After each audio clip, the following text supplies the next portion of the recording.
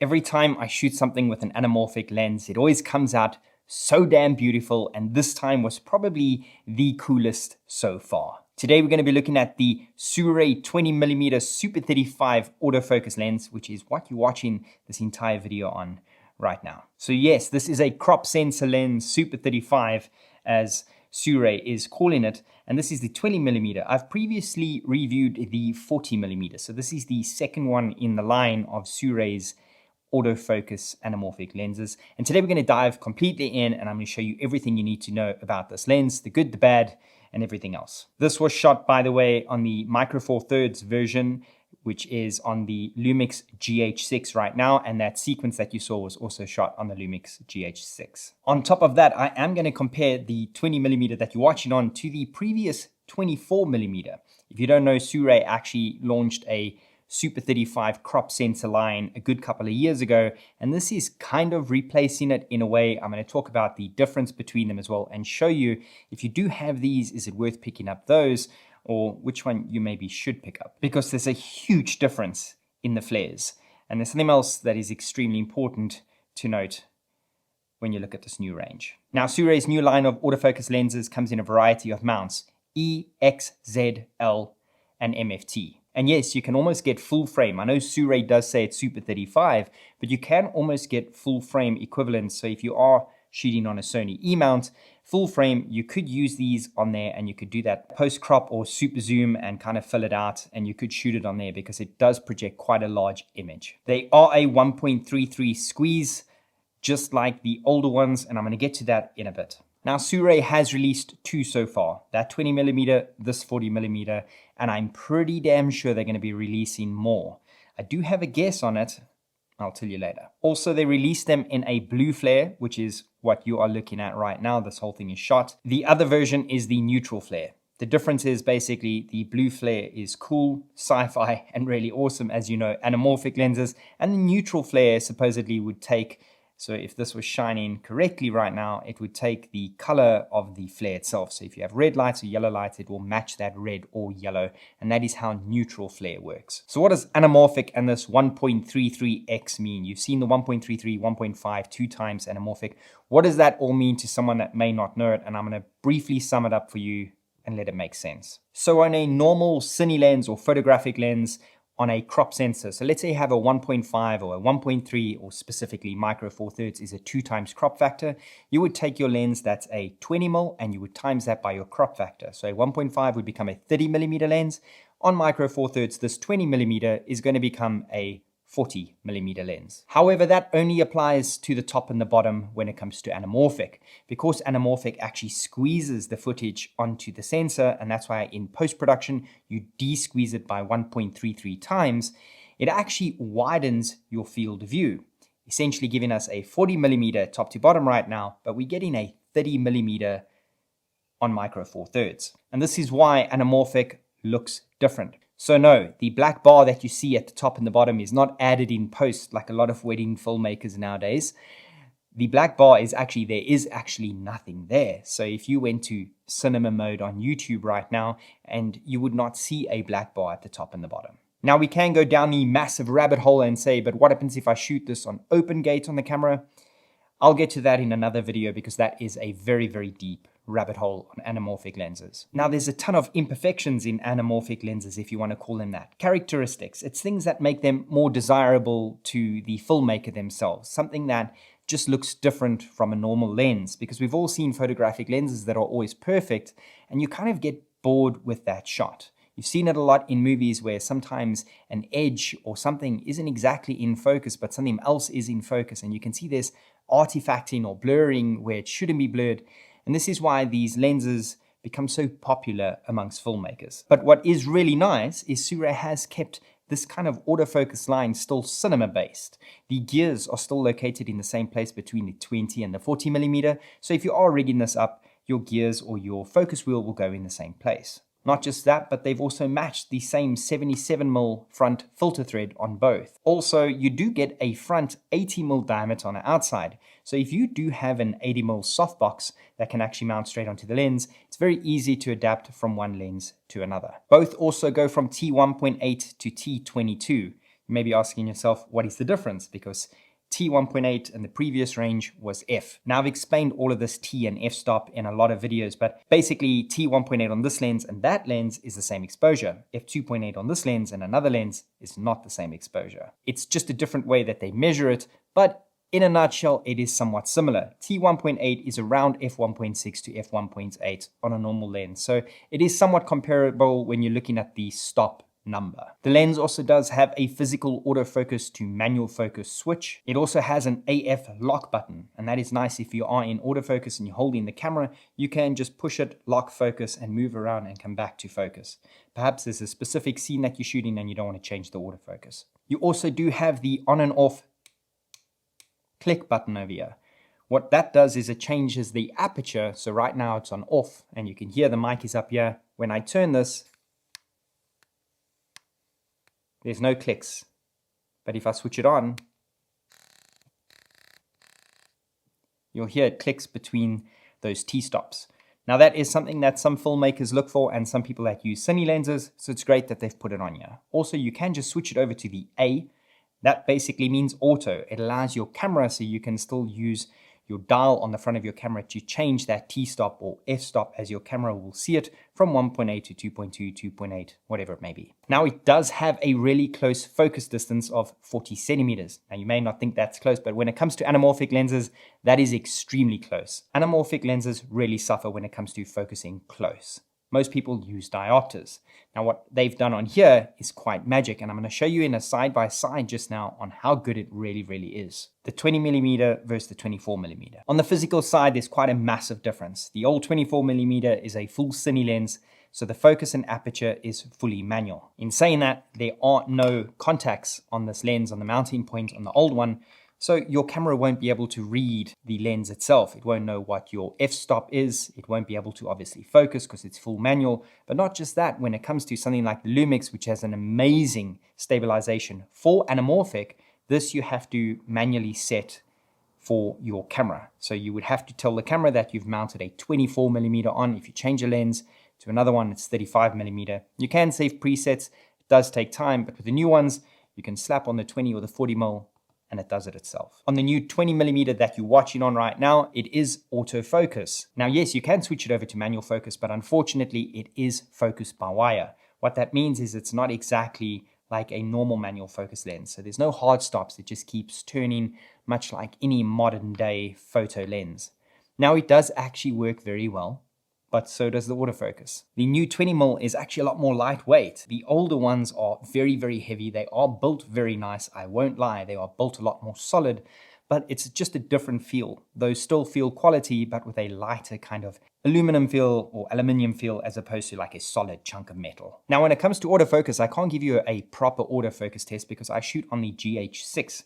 I don't have the new GH7, which has amazing autofocus, and everyone knows the Lumix GH6 has terrible autofocus. For me, it doesn't bother me because I shoot on manual lenses 99.9% of the time. But in saying that, this shot was actually done on autofocus, and I can't see a difference when I use autofocus on this as opposed to my normal Lumix lenses.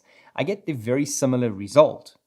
Obviously, it's not great because the camera itself battles with autofocus, but the lens itself is performing just like a normal Lumix lens, somewhat better in my testing. So if you do have a cool Sony or Canon or a GH7 or a G9 Mark II, the autofocus on this will be great.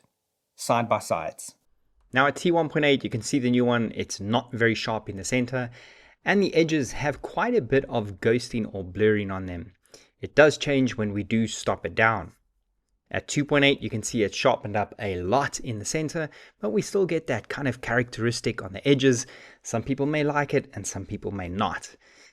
At 5.6, it is pin sharp in the center, and on the edges, we still get a little bit of that kind of uneven look. It's definitely cleaned up a lot. Now, when you do look at the 24mm though, it is sharp the whole way through, and it does only start at f2.8, obviously. There is no 1.8. However, there is something strange. Watch the color. It shifts when you go from 2.8 to 5.6.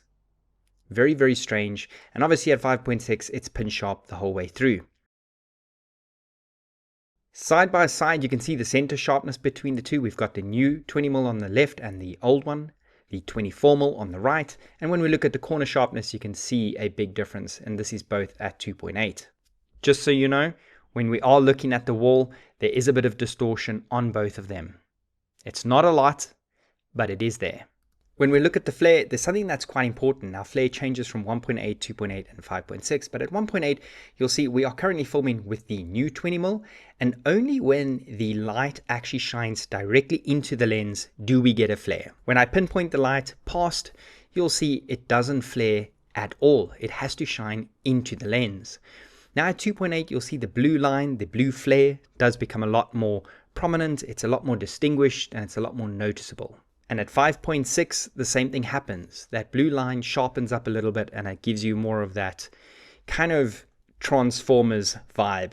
So it is really, really nice that this flare isn't very, very strong, and it's not just any light that catches it. You really have to get direct light.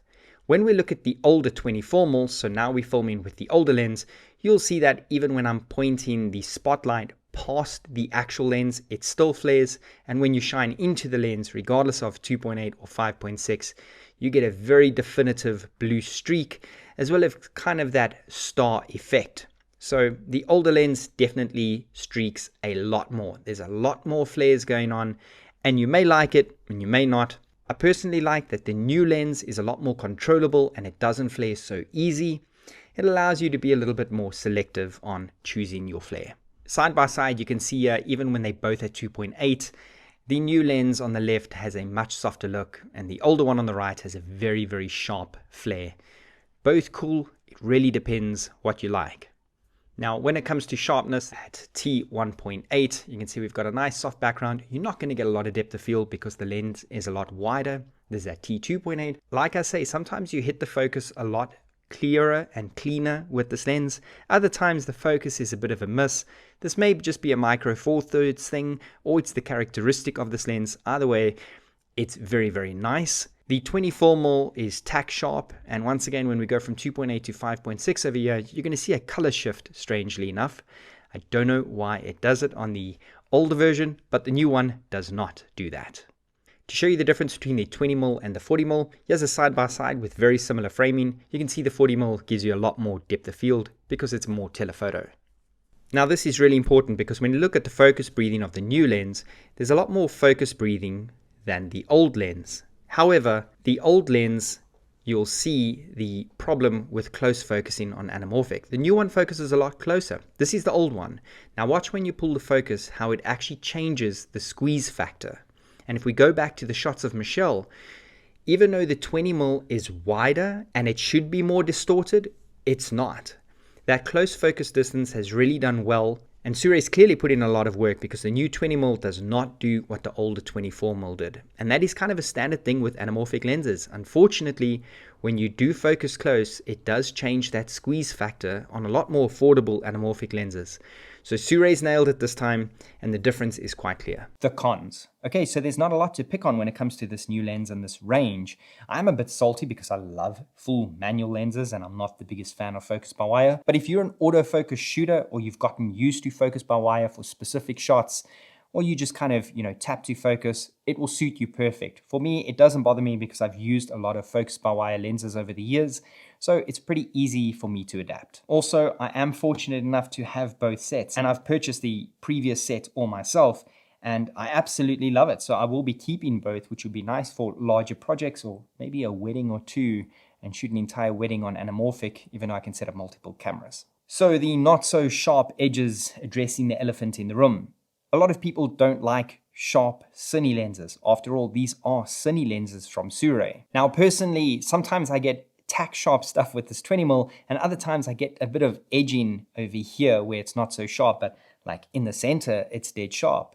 In the opening video that you watched, we nailed the focus every single time. Perhaps that's a characteristic that you may desire, maybe it's not, maybe it's a bit too much for you. The 40mm I found is a little bit sharper, but it isn't as wide, and most of the time, slightly more telephoto lenses are a bit sharper. But to be quite honest, it's nothing really to complain about. It's just something that you may notice that your heart may not desire. Now, I know some of you may say that the 1.33 squeeze is not enough to get oval bokeh. Also, the 20mm has more oval bokeh than the 40mm. This had more hexagon. I'd suggest you watch the review because it was really, really cool. And then that oval bokeh comes at around T2.8. Personally, if you are going to move up to 1.5 or 2x squeeze, then I'd suggest you definitely have a camera that's got open gate. Otherwise, you're going to get a ton of letterbox kind of looking videos, which may be worse than the not so oval bokeh. For me, anamorphic lenses is more about the super wide, but still telephoto top to bottom.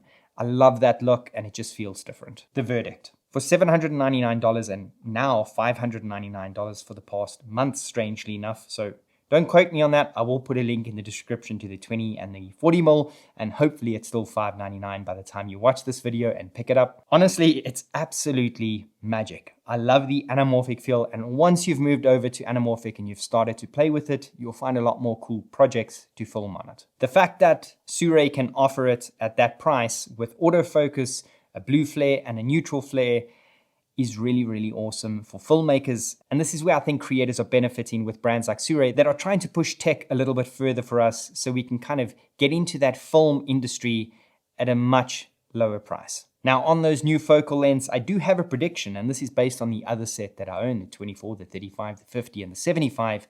I'm assuming we go in 20 because it's slightly wider than the 24. We've got the 40 that we have now, and we're probably going to get a 60 and an 80 more. It's just my assumption. I do think it's going to be pretty accurate. Don't hold me to it if I'm wrong. But I know that Sirui is not going to be dropping this line because they've done really well with it. I hope you enjoyed this video. Please drop it a like or a comment. It really helps us a ton. But not just that, we want to hear what you thought of that opening sequence. Honestly, I love watching it on a massive screen. It just looks so magical. And I hope you guys enjoyed it. Thanks for watching wherever you are in the world. Have a good day, good evening, and good night. Goodbye.